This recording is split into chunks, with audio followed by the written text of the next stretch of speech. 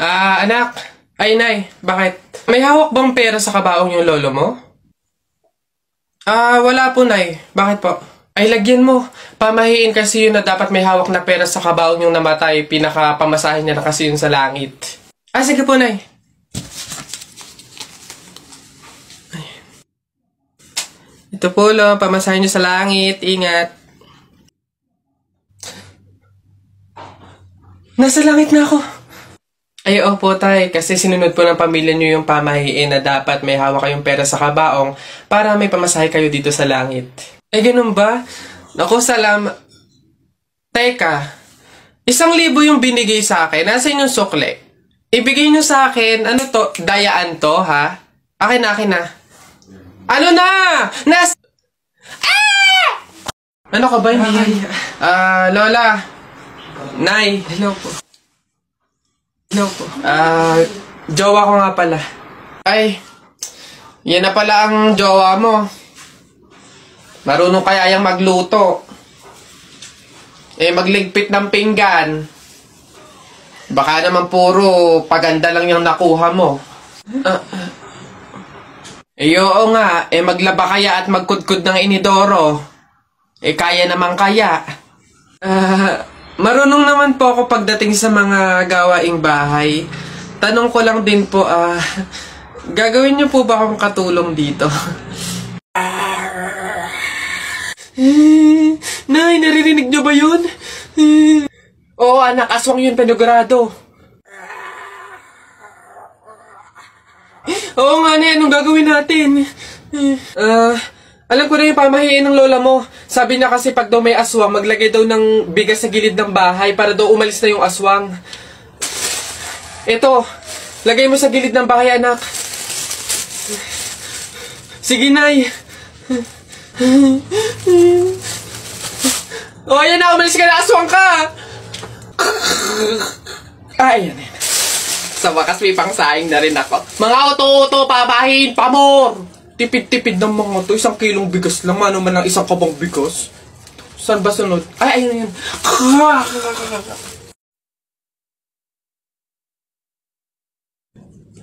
Hoy, princess! Bakit lilibet? Anong baon mo ngayon? For sure naman, maiinggit ka sa akin kasi ang baon ko for today, I have chocolate. I have 2 juice. 2 juice to, ha. Akin lang lahat yan. Tapos, I have 2 Chucky. O, sa'yo, anong baon mo?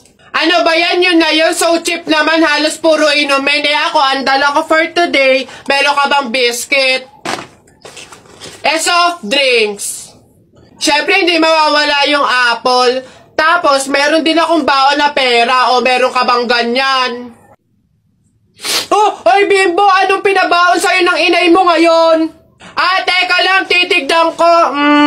Saging, tsaka suman. Bakit? Yung sayo? Saging, tsaka suman? Sarap nyo na. Ako, pinabaon sa akin ni inay ngayon. Ano ba? Buko! Ano? Bulok naman ata yan Anong bulok? Hindi kaya sabi ng inay, kakapitas lang daw nito nung nakaraang taon sige na, basta sabay na tayo kumain, magbigayan tayo sige, tara!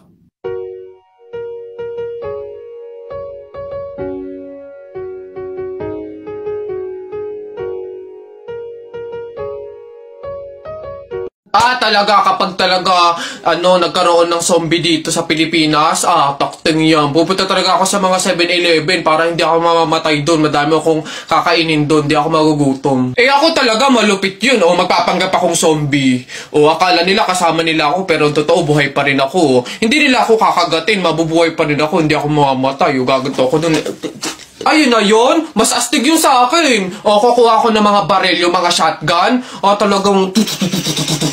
Talaga, pagbabarilin ko yung mga zombie na yan. Sino ba yung mga maiingay niya? Hoy, mga bata, kayo magsiuwi nga kayo sa inyo. Ang babaho ninyo. Iingay.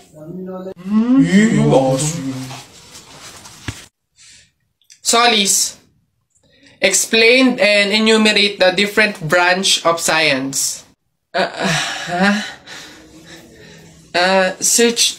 Search ko lang po sa Google. Wait lang po. De La Cruz, Isulat mo sa blackboard yung mga solution sa math. Ay, copy-paste ko na lang po. Pragado? Pragado, what is biography? Pwede pong paulit, ma'am. Medyo lag po kasi kayo. Panganiban, what is the capital of China? Ay, hala, hindi ko alam yung sagot dun.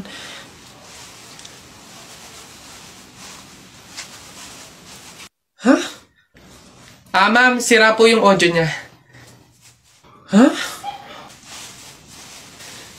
Ayos? Balitang balita sa Radyong Sira. Kakapasok lamang po ng magandang balita, bumababa na po ang porsyento ng teenage pregnancy o ang maagang pagbubuntis ng mga kabataan. Nandito tayo ngayon upang interviewin ng ilan sa mga kabataan kung ano ang posibilidad ng pagbaba ng porsyento ng teenage pregnancy. Miss Magdami, ano kaya ang posibilidad ng pagbaba ng porsyento nito? For me po, napapagtanto nila na talagang mahirap magbuntis at magpalaki ng anak. Kaya talagang nagbabago na yung mga kabataan ngayon, kagaya ko. Love scars. Pwedeng ganun nga po. O dito naman, Mr. Legaspi, ano kaya sa tingin mo ang dahilan ng pagbaba ng porsyento ng teenage pregnancy? Next interview. Asan yung camera? Ay. Boss, sa akin naman, kagaya ko, wala akong jowa. Kaya hindi ako makatalpak ngayon. Kaya yun sa tingin ko yung dahilan ng pagbaba ng porsyento, oo. Ang daming walang jowa ngayon eh. Ayun lang, basic. Ay, ganun po ba sa tingin ko? Ay, ganun nga po. O dito naman panghuli, Miss Aquino, ano kaya ang dahilan? Ay, nako sir, Diyos ko, paano hindi bababa ang percent? Halos lahat ng lalaki ngayon bakla na. Tignan mo naman. Tol. Oh, pre, I love you. Gagi, pansira to. I love you too. Sweet na talaga. Tol, pantay ba yung blush on ko? Tinan mo. Pre, okay naman.